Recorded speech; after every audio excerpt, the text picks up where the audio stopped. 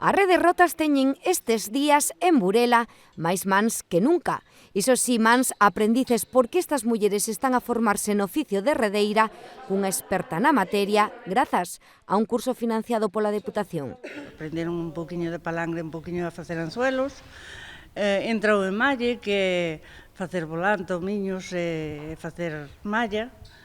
Entrou o cerco, que é aparello da sardiña, do bocarte, ou a arte do cerco, que tamén aprenderon a facer furados, a botar uns remendos, as partes do aparello, e entra o arrastre.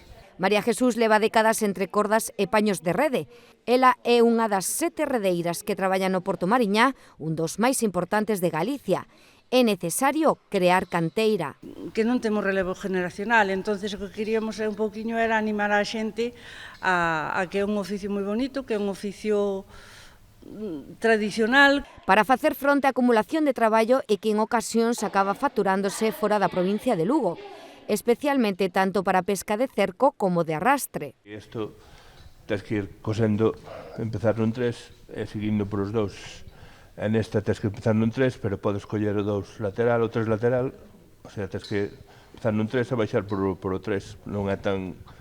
É máis complicado isto porque é máis pequeno, as mallas son máis pequenas, pero diferencias en eso. Ele é o único home anotado no curso, non hai moitos, e os que hai soen traballar a rede de arrastre. Son elas as que por tradición elixen este oficio. Estuve traballando noutras cousas e neste oficio non puiden, e agora ao quedarme no paro, por eso me apuntei a isto. Pois para aprender un oficio e, bueno, aprender cousas novas, é un oficio bonito, e por que non?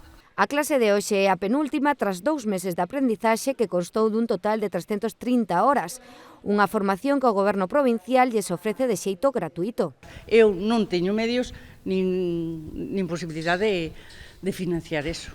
Isto permitiralles acceder ao exame para obter o certificado de profesionalidade.